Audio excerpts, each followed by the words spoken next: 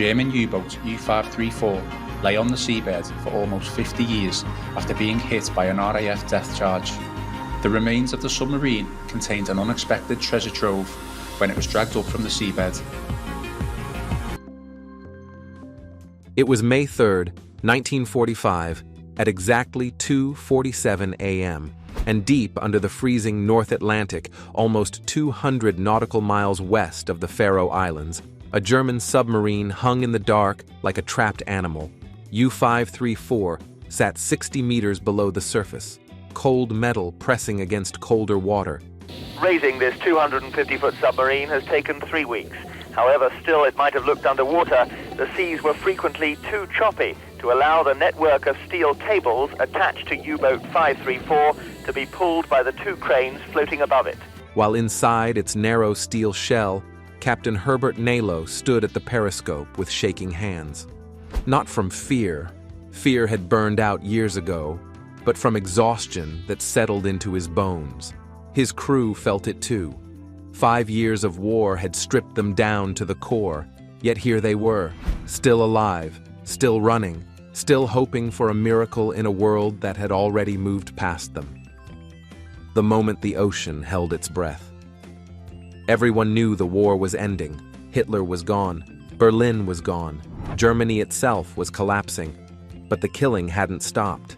Above them, British destroyers slipped through the night, hunting like patient predators. Their sonar pulses hit the water like distant bells, each ping reminding the men below that someone was looking for them. Someone determined to get one more kill before they had to stop fighting. 52 men waited inside that submarine, not daring to speak. They had made it through years of convoys, depth charges, patrols in waters colder than ice, and battles that tore ships apart like toys. They had seen burning oil swallow entire crews. They had gone weeks without sunlight, months without comfort, and lived inside a metal tube that groaned every time the sea pressed harder against it. They had survived everything the Allies threw at them, only to end up here, surrounded, hunted, and out of time, and the ocean had already made its decision. That night would cover the final moments of U-534 in silence, then keep the wreck hidden for nearly 30 years. And when it finally rose again in 1972, it would bring questions that still haven't been answered. But to understand how this final patrol happened at all, we have to look at the chaos that swallowed Germany in its last weeks of the war. In the final days of World War II, Germany was collapsing faster than anyone could process. By early May 1945, Nazi rule was disappearing almost by the hour. The Soviet army had already reached Berlin, Hitler had taken his own life on April 30th, and German soldiers everywhere were surrendering in such huge numbers that the Allies struggled to manage them. Concentration camps were being opened, revealing horrors that would haunt the world for generations. Yet even in the middle of this chaos, a strange reality remained. German submarines were still on patrol, far out at sea, carrying out orders that no longer made sense. Communication lines were broken, command structures were falling apart, and many crews didn't even know who was in charge anymore. Still, they kept patrolling because, in their world, the war wasn't over until a direct order told them so. One of those submarines was U-534, a Type 9C/40 boat, larger and more capable than most U-boats. It was more than 250 feet long, weighed over 1,000 tons, and could dive deeper than 200 meters. Its size sounded impressive, but life inside was anything but comfortable. The air always smelled like diesel fuel, sweat, and metal. The crew slept in cramped bunks stacked 3 levels high, ate whatever canned food survived the long journey, and shared a single toilet among more than 50 men. Engine noise, dripping condensation, and the constant creaking of the hull never stopped. A submarine was built for fighting, not for living, and everyone aboard knew the risks. By 1945, 3 out of every 4 German submariners had already died at sea. The captain of U-534, Herbert Nalo, had taken command only months earlier, in December 1944. He was 31, a career sailor, and had survived 3 patrols already. He believed in discipline and doing his duty, even as the world around him fell apart. The orders for this final patrol were unusual from the moment he received them. They were delivered in person, whispered rather than written, and destroyed immediately afterward. Nalo was told to leave Kiel, move along dangerous waters near Scotland and Norway, and head toward the north, possibly Norway, or even further. Nothing was written down about what he was carrying. That secrecy would spark decades of theories. U-534, the final patrol of a lost war. When U-534 was eventually raised in the 1970s, investigators noticed details that didn't quite add up. The submarine had far more supplies than a normal patrol required. Storage areas showed signs that crates had been removed quickly, almost in a hurry. From this, all kinds of rumors developed. Stories about Nazi officials escaping, stolen treasures, hidden documents, or desperate missions meant to protect secrets before Germany surrendered. The truth was likely less dramatic but still important. U-534 was probably transporting personnel or sensitive documents from Norway. Could hold important Nazi documents and treasures has been raised to the surface off the Danish coast. The salvage team say the vessel is in excellent condition. In 1945, the submarine slipped out of the German port of Kiel to escape the advancing Allied forces. It was sunk by an RAF bomber in the Kattegat Sea, just north of the island of Anholt, where German forces were still holding out longer than anywhere else. But with the regime falling apart and orders becoming confused, a simple transport mission turned into something far more uncertain and dangerous. U-534 left Kiel on April 20th, 1945, Hitler's birthday, though that was likely just a coincidence. It traveled through the Kiel Canal and entered the North Sea, diving during the day and surfacing only at night to recharge the batteries. Allied aircraft were everywhere, so Nalo stayed deep and moved carefully. The submarine passed above Scotland and into the North Atlantic west of the Faroe Islands. Under normal circumstances, this was prime hunting territory for U-boats, since convoys crossed the area constantly. But by May 1945, attacking any convoy would have been suicide. The Allies had perfected anti-submarine tactics. Nalo had no interest in fighting. His only goal was survival. He wanted to surrender properly, keep his men alive, and avoid pointless combat. But the ocean didn't give him that chance. On May 2nd, a British aircraft picked up a brief radar contact, just long enough to alert someone. The coordinates were sent out, and two British frigates, HMS Liberator and HMS Roebuck, changed course toward the area. These ships were part of the 8th Escort Group, one of the most skilled submarine hunting forces in the entire Royal Navy. Once they started tracking a target, that target almost never escaped. Throughout the night, they searched. Throughout the night, U-534 listened to the sonar pings growing closer. By the early hours of May 3rd, the British ships had completely boxed the submarine in. The crew could hear everything from inside, the rhythmic sweeps of the sonar, the engines shifting as the frigates adjusted their positions, the slow tightening of a net they couldn't escape. Nalo understood exactly what these sounds meant. His options were all dangerous. He could stay deep and silent, but their batteries were almost drained. He could surface and try to fight, but their deck guns were useless against two modern warships. He could attempt to surrender, but several U-boats had already been sunk while signaling surrender during those last days of the war. Or he could scuttle the submarine, destroy it before the British captured it, and hope his crew survived long enough to be rescued. There was no perfect choice. Each one meant risking the lives of the men aboard. At 2:47 a.m., the British made the decision for him. They had the submarine's exact location, its depth, direction, and speed. Depth charges were launched into the water. They sank quietly before exploding with enormous force. The first blasts shook U-534 violently. Lights flickered, equipment broke free, and men were thrown off their feet. The submarine's hull groaned under the pressure. Water burst into the interior through new leaks. Even worse, the seawater mixing with the submarine's batteries began producing chlorine gas, which could kill the crew long before the depth charges did. Then another wave of explosions hit, closer and more accurate. The submarine was not going to survive another attack. Nalo gave the final order he could: surface the boat, abandon ship, prepare to scuttle. Everyone on board knew exactly what that meant. At 3:11 a.m., U-534 broke through the surface, heavily damaged and smoking. The British ships immediately turned toward it, already ready to fire. Dawn was just beginning, and both sides had only seconds to interpret each other's movements. The British opened fire. Shells tore into the hull as the crew rushed onto the deck, throwing out life rafts and jumping into the freezing water.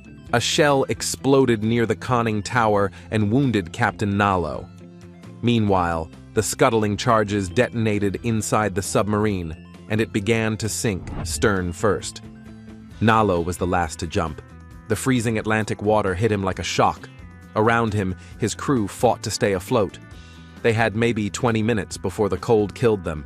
U-534 lingered for a moment, bow rising above the waves like a final breath, then slipped beneath the surface forever. 3 men died. 49 were rescued by the British. Captain Nalo survived and spent months in a prisoner of war camp before returning home to a country that barely resembled the one he had left.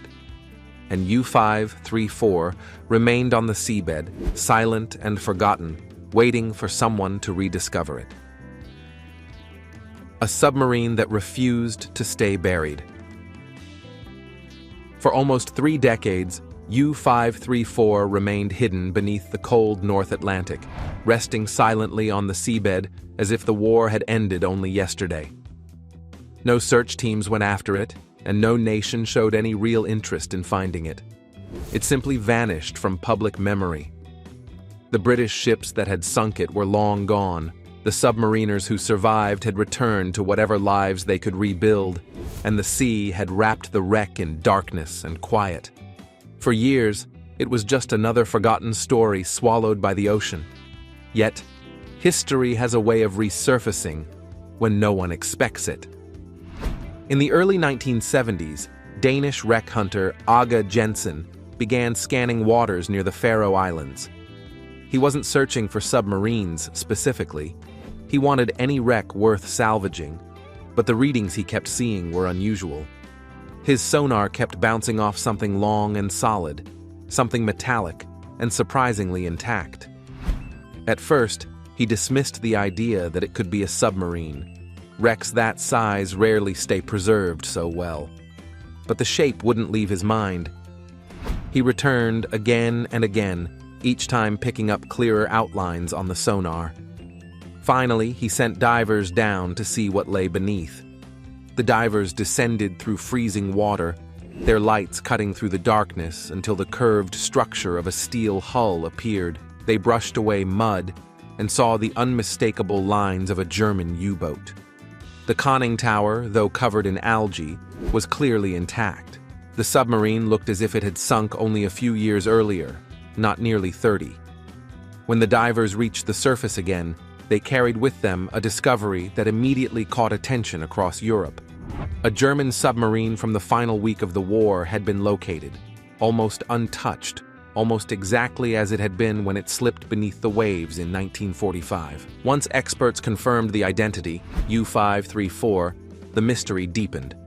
This wasn't an ordinary U-boat.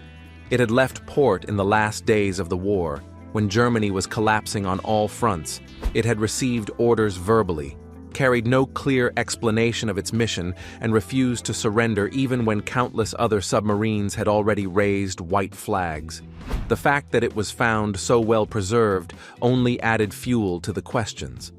People wanted to know why it had gone to sea at a moment when surrender was the only logical option. What exactly had it been carrying? And why had the mission been so secret that even the surviving crew members knew almost nothing about it? The wreck became one of the most talked about maritime mysteries of its time. Journalists speculated endlessly about its cargo. Treasure hunters hoped for gold, diamonds, or stolen art. Historians believed it might contain documents from Berlin that never reached Norway. And ordinary people simply enjoyed the thrill of a story that had gone unanswered for decades. But salvaging a submarine was another challenge altogether. Gatto-class submarine that had been given to the Italian Navy by the United States in 1953 was an extraordinary submarine. Lifting a steel giant weighing over 1,000 tons from nearly 60 meters underwater required years of planning. Finally, in the mid-1980s, the salvage company Smit-Tak took on the challenge. For months, the team battled rough seas, unpredictable weather, and the constant risk of equipment failure. The submarine was stubborn, resting deep in the mud as if the ocean didn't want to let it go, but they persisted. And on August 23, 1987, the world witnessed the extraordinary sight of U-534 rising once more. Water gushed from its torn seams as the wreck emerged from the darkness and broke the surface for the first time since the war. It looked battered, but undeniably whole. For a moment, as water drained out through cracks and openings, it felt like the submarine was releasing the very breath it had held onto all those years. When researchers finally stepped inside, they expected chaos. Instead, they found a frozen moment in time. Personal belongings still lay where they had been placed. Uniforms hung in lockers untouched. Tools remained lined up as though the mechanic who arranged them would return any moment. Shell casings sat neatly in their racks. The submarine felt less like a relic and more like a ship waiting for its crew to come back. But deeper inside, investigators found something far more tantalizing: several empty spaces. These weren't destroyed or damaged sections. They were clean, deliberately cleared areas where crates had once been stored. The marks on the deck told the story clearly. Something had been there, and whatever it was, it had been removed, either before the submarine left, before it sank, or sometime after the war, possibly long before salvage crews ever touched it. No one could explain the missing cargo, and this single detail kept the mystery alive. Speculation began immediately. Some insisted the submarine had carried stolen treasures meant to fund escape routes for high-ranking Nazis. Others believed it had transported secret documents, valuable intelligence, or research notes for weapons that never made it into production. Another theory suggested that the submarine was meant to evacuate important officials to Norway, where pockets of German command still held out. All theories fit parts of the puzzle, but none could be proven. The truth remained frustratingly out of reach. Historians eventually proposed a simpler explanation. At the end of the war, Germany's Northern Command in Norway was still active. Developed jointly by Germany and Norway, this upgraded model marks a significant leap in capability. Significant amounts of classified material were located there, and the collapsing German government did not want it falling into Allied hands. A U-boat like U-534 could easily have been used to transport people or documents northward. And such a mission would explain why the orders were delivered verbally, and why the submarine left port even as the rest of the Navy surrendered. Yet, even this theory lacked firm evidence. The records were destroyed, witnesses were gone, survivors couldn't recall enough, and so U-534 kept its last secret to itself. Even after the submarine was raised and opened, the most important question, its true mission, remained unanswered. The final resting place and the ghosts still inside. After its dramatic recovery from the North Atlantic in 1993, U-534 faced an uncertain future. While the world was fascinated by this time capsule from the last days of World War II, no one quite knew what to do with a 1,000-ton submarine. Museums balked at the costs of preserving such a massive artifact. Private collectors hesitated, and for years, the boat sat exposed on a barge, vulnerable to storms, rust, and decay. In 1996, the Warship Preservation Trust purchased it and moved it to Birkenhead, England.